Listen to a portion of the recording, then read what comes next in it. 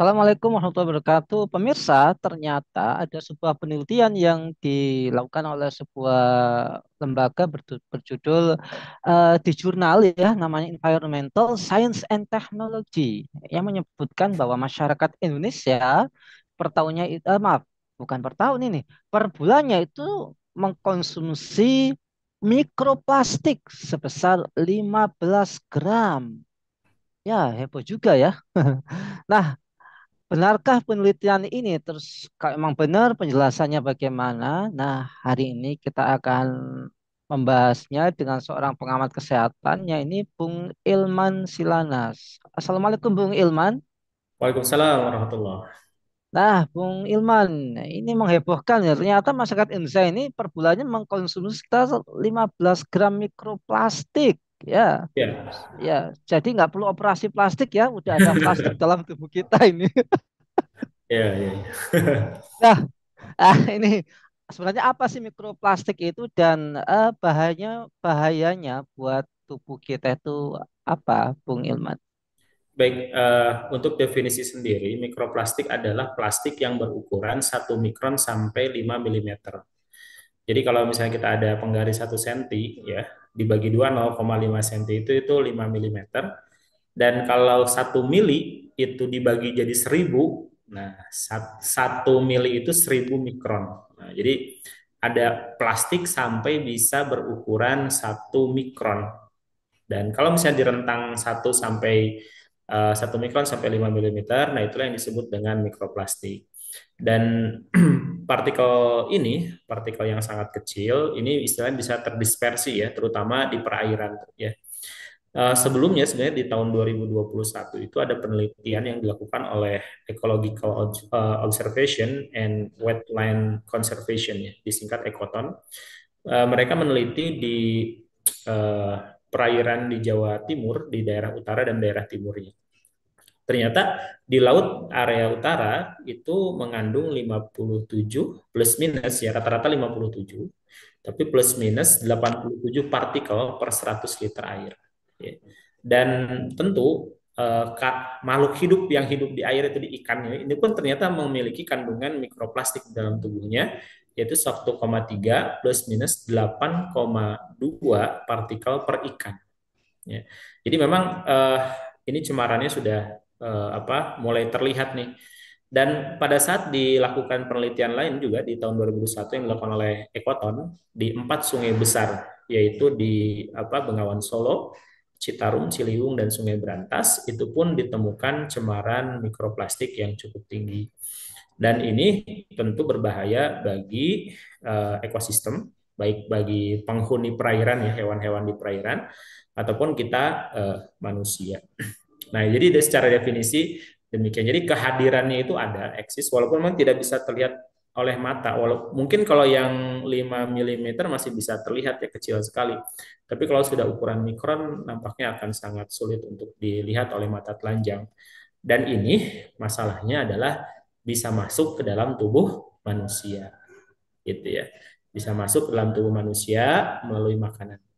Di mana-mana sekarang kita temukan plastik, ya. Di mana-mana semua kita belanja barang dipakai kantung plastik, makanan-makanan dikemas dalam plastik, lalu juga alat makan mungkin di rumah kita juga menggunakan plastik.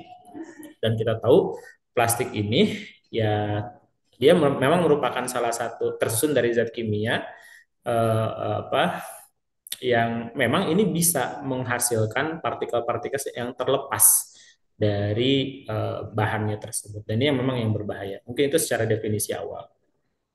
Ya, Bung Ilman. Jadi kita nggak kayaknya nggak bisa menghindar ya. Ini kan eh, makan ikan laut, ikan gurami mungkin juga ada plastiknya karena ada cemaran-cemaran tadi. Nah, menurut Bung Ilman, mengantisipasinya gimana kalau udah masuk ke tubuh ini karena kayaknya tadi itu udah nggak terhindarkan gitu ya. Nah ini kalau Ya, udah masuk ke tubuh itu gimana mengatasinya, Bung Ilman? ya, dalam penelitian lain memang ada sampai mikroplastik ini ditemukan pada plak pembuluh darah. Jadi pembuluh darah yang dia ada penebalan dikarenakan ada timbunan plak, dalamnya ada kolesterol, ada juga keping-keping darah, ternyata ada juga mikroplastik di sana. Artinya dia ikut campur juga tuh di dalam sistem peredaran darah kita. Dan mungkin perlu kita pahami juga ya, dan ini pun sudah dirilis oleh Kementerian Kesehatan dalam lamannya yang menjelaskan terkait dengan mikroplastik. Mikroplastik ini memang bisa memicu beberapa penyakit. Yang pertama adalah ada bisa memicu kanker, terus yang kedua bisa memicu gangguan endokrin atau hormonal, lalu juga bisa menyebabkan gangguan pada kekebalan tubuh dan juga mengganggu perkembangan janin. Nah, sebenarnya Kementerian Kesehatan sudah memotret ya hasil dari penelitian-penelitian ilmiah dan dampak-dampak kesehatan yang mungkin terjadi jika tubuh kita ini terpapar mikroplastik. Nah, lalu bagaimana setelah masuk ke dalam gitu ya? Nah, eh, kalau misalnya dia tertelan ke dalam tubuh manusia gitu ya, sebenarnya pada saat dia kalau ukurannya lebih besar, maka dia ikut keluar lewat feses. Nah, tapi kalau masalahnya itu yang sangat kecil sekali, yang terbawa, terserap sampai misalnya ke darah ataupun bisa misalnya terhisap ke paru-paru. Nah, kalau sudah masuk paru memang akan sulit untuk kita eliminasi dari tubuh. Jadi tubuh kita akan melakukan semacam proses dumping ya. Jadi kalau sampah itu terus terakumulasi dalam tubuh kita. Nah, nampaknya munculnya berbagai macam penyakit-penyakit kronis bisa disebabkan oleh adanya proses dumping dari sampah-sampah mikroplastik yang ternyata tidak kita sadari kita konsumsi itu semua. Memang ini menjadi isu, mungkin akan menjadi isu ke depannya ya, isu kesehatan ke depannya yang terkait dengan masalah lingkungan. Makanya perlu ada segera tindakan antisipasi, apakah itu untuk mengurangi cemaran ataukah untuk mengatasi kondisi-kondisi perairan yang sudah tercemar saat ini. Iya. Bung Ilman, penggunaan paper bag atau kertas kantong kertas itu kan sudah mulai marak digunakan ya untuk mengurangi resiko plastik. Tapi untuk dalam proses produksi, kemudian teknologi pengolahan makanan, ini selayaknya seperti apa ya? Kalau memang nggak bisa menghilangkan sama sekali, minimal meminimalkan gitu ya. Apakah kita harus pakai bungkus dari kayu jati lagi, apa daun jati lagi gitu ya? Ya, kita tahu plastik itu kan ada grade-nya ya. Ada Ah, dia memang tidak boleh digunakan untuk makanan. Ini kita bicara yang konsumsi ya, yang kita makan langsung. Standarnya seharusnya memang plastik-plastik yang digunakan untuk kemasan makanan atau minuman itu memang harus yang food grade, bebas dari BPA gitu ya. Nah, ini yang harus ditetapkan termasuk botol-botol minuman yang misalnya untuk anak sekolah dan sebagainya, ini pun harus ditetapkan tidak jangan yang bisa menghasilkan lepasan partikel itu gitu ya. Nah, itu yang pertama. Jadi standar terkait dengan bahan-bahan kemasan makanan ini harus ditetapkan oleh pemerintah dengan suatu regulasi tertentu ya, sehingga nanti jika ada produsen yang melanggar, misalnya ada produsen membuat suatu plastik untuk minuman isi ulang gitu ya, misalnya untuk anak kita sekolah, kalau tidak standar Pukit maka itu tidak boleh diberikan. Begitu juga dengan standar kemasan lainnya. Nah, itu yang pertama. Terus yang kedua adalah eh, cemaran yang disebabkan oleh plastik yang tidak digunakan pada makanan. Nah, ini kan banyak nih, plastik untuk membungkus TV, plastik untuk membungkus wrapping bahan pengiriman dan sebagainya, kantong kresek untuk pakaian dan lain sebagainya, atau misalnya kita punya tempat baju ya, ember, itu kan plastik semua kan gitu ya. Nah, setelah pecah belah itu kan kita buang. Nah, ini jadi suatu permasalahan lingkungan kembali gitu ya, di mana kita bisa jadi mengkonsumsinya itu tidak langsung. Kalau makanan mungkin wadahnya makanannya kita ambil, makanannya berinteraksi langsung dengan makanan. Tapi ini ada jalur plastik yang sangat jauh misalnya mungkin yang masuk ke dalam tubuh kita itu plastik ember mungkin ya yang sudah 20 tahun lalu dibuang, lalu masuk perairan, mikroplastiknya terlepas partikelnya dimakan ikan, ikannya kita makan. Nah, itu memang sangat mungkin bisa terjadi. Nah, siklus plastik ini kan di mana-mana. Malah disebutkan ada pulau di tengah Samudra Pasifik sana yang memang isinya plastik semua. Jadi, pulau yang terbentuk dari sampah plastik. Ya. Jadi ada orang-orang yang buang sampah ke laut dan itu terakumulasi di samudra dan sehingga membentuk suatu pulau plastik gitu ya.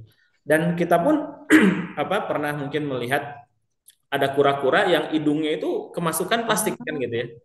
Nah, lalu dicabut. Nah, sejak saat itu beberapa produk beberapa produk dan juga restoran cepat saji mengubah regulasinya, penggunaan plastik, sedotan plastik dirubah jadi sedotan kertasnya. Memang ada respon-respon yang seperti itu. Nah, tapi isunya memang menjadi dua, itu isu plastik dalam kemasan makanan dan isu cemaran plastik di lingkungan. Ya, ini yang memang harus segera untuk diatasi dan diantisipasi. Bagaimana cara kita mengatasi cemaran tersebut? iya. Bung Ilman, ada alternatif untuk mengolah limbah plastik ini menjadi BBM, kan sempat tertuang seperti itu ya, ada Ya. yang seperti itu. Nah, masalahnya belum ada regulasi yang mengarah ke sana. Nah, kita bicara soal solusi sistemik. Nah, bagaimana kalau ini dalam pandangan Islam untuk ya mengeliminasi kandungan plastik ini kemudian dikonversi menjadi tenaga bahan bakar itu seperti apa, Bung Ilman? Iya, yang pasti kan prinsip Islam itu adalah tidak berbahaya dan tidak membahayakan. Jadi plastik ini bisa diproduksi, bisa dipergunakan selama memenuhi dua syarat tadi. Ya. Nah, lalu bagaimana terkait dengan sampah dari plastik tersebut? Nah, sebenarnya ada beberapa rekomendasi yang bisa dilakukan oleh pemerintah untuk bisa mengatasi sampah plastik ini. Yang pertama adalah misalnya regulasi pembatasan penggunaan plastik. Ya, eh, anak-anak di sekolah bisa diminta oleh gurunya jangan menggunakan botol minum plastik, ya, tapi menggunakan botol minum yang terbuat dari stainless steel misalnya, gitu ya. Itu lebih aman untuk konsumsi anak-anak kita. Atau tidak menghindari piring ataupun alat-alat makan yang memang itu terbuat dari plastik. Atau kemasan plastik yang digunakan misalnya di kantin-kantin sekolah itu bisa dihilangkan dengan regulasi yang ada atau lewat pabrikan ya yang banyak memang menggunakan plastik. Terus yang kedua adalah yang ini pun rekomendasi dari para ilmuwan adalah adanya pengolahan sampah terpadu khusus untuk mengatasi limbah plastik ini. Kita tahu masalah sampah itu nggak beres-beres di Indonesia. Ya, masalah pemisahan sampah saja itu belum selesai sampai sekarang. Ya. Dan juga masalah pengolahan sampah itu sampah itu ditumpuk, didumping, tidak diolah. Ya misalnya pembuangan sampah di beberapa tempat di Jawa Barat, misalnya di Bantar Gebang dan sebagainya, itu kan terus ditumpuk saja sampah itu, terus menggunung sehingga setelah ada pulau sampah plastik, sekarang juga ada gunung sampah plastik gitu ya. Nah itu terus seperti jadi belum ada pengolahan sampah terpadu yang khusus ini menangani limbah plastik ya. Nah itu pun akan sangat mengurangi. Terus yang selanjutnya adalah harus ada regulasi baku air limbah. Jadi air limbah yang dihasilkan dari produk dari pabrik itu harus dimasukkan standar ke kadar mikroplastik yang ada di dalamnya. Nah, ini belum belum ditetapkan regulasi seperti itu. Mungkin baru regulasi terkait dengan jumlah zat kimia ini dan ini, cuma untuk mikroplastiknya belum untuk dimasukkan. Terus yang keempat, ini juga terkait dengan hasil tangkapan ikan. Nah, ini harus di warning nih. Di daerah sini ini cemaran mikroplastiknya tinggi. Jangan ngambil ikan di sini. Sambil dilakukan konservasi lingkungan. Ya, nah itu pun harus ditetapkan nih, diregulasi area mana yang bisa ikannya diambil, walaupun memang ikan bisa kemana-mana ya. Cuma kan memang di area situ kita udah waspada, air situ tercemar, maka jangan ambil ikan dulu di sini selama beberapa lama. Terus selanjutnya adalah yang kelima, ini harus ada regulasi terkait dengan pelarangan saluran limbah rumah tangga langsung ke sungai. Ya, gitu. Sekarang ini kan banyak pembuangan limbah rumah tangga air itu langsung ke sungai dan ini sulit terkontrol. Ya, kalau limbah industri mungkin ada bagian perizinan, lingkungan dan sebagainya. Tapi kan kalau limbah rumah tangga nggak ada gitu. Nah, maka harus ada regulasi untuk seperti itu. Dan yang keenam adalah untuk mengatasi limbah air rumah tangga ini diperlukan yang namanya IPAL komunitas. Jadi instalasi pengolahan air limbah di tiap komunitas warga. Jadi air itu nggak langsung kita buang ke alam. Ya, misal air cuci dan lain sebagainya, itu ditampung dulu misalnya di satu RT, di satu RW atau satu kelurahan, di sana ada pengolahan dulu, sehingga air yang dilepaskan nanti ke sungai itu sudah memenuhi standar. gitu ya. Nah, jadi untuk produk plastik sendiri kan karena plastik itu akan ada selama ribuan tahun. Jadi sebenarnya bisa diambil dan didaur ulang ya. Apakah nanti dikonversi menjadi plastik baru lagi gitu kan, ataukah dikonversi menjadi yang lain. Dan juga terakhir, sebenarnya jenis plastik itu kan banyak. Nah, yang mencemari lingkungan itu sudah teridentifikasi sebenarnya, yaitu BPA, flatalat, dioksin, dan polietilen. Nah, empat jenis plastik ini bisa dilakukan identifikasi oleh para ilmuwan, para ahli kimia, para ahli pengolahan limbah dan sebagainya, ya.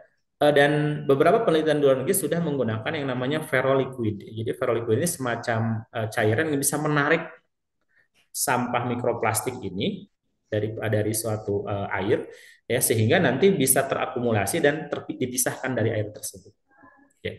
Jadi secara pendekatan sains ini bisa untuk dilakukan dan tinggal bagaimana regulasi ini bisa dijalankan, dieskalasi menjadi skala yang tidak lagi skala pilot project tingkat penelitian kecil di satu fakultas, tapi sudah bisa diaplikasikan di seluruh komponen di masyarakat. Nah, ini memang perlu ada political will dan tentu motivasinya harus motivasi yang baik gitu ya untuk bagaimana melindungi masyarakat, dan tentu bagi kaum muslimin ini menjadi penting dalam rangka menjaga generasi kita nih ya ke depannya.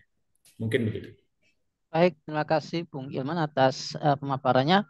Ini ilmu yang luar biasa buat kita semua ya pemirsa. Nah inilah bukti kalau Khilafah Nus selalu memberikan yang terbaik buat Anda. Baik, semoga Bung Ilman keluarga senantiasa dalam perlindungan Allah Subhanahu wa taala dan Amin. para subscriber sekalian tetap dukung channel ini, dapatkan informasi yang lebih bermanfaat, yang selalu hot, selalu apa ya, manfaat buat kita semua dengan subscribe, like, komen dan share sebanyak-banyaknya. Semoga juga menjadi amal kebaikan kita di dunia maupun di akhirat nanti. Saya Nana Siawan undur diri, sampai jumpa di lain kesempatan dan wassalamualaikum warahmatullahi wabarakatuh.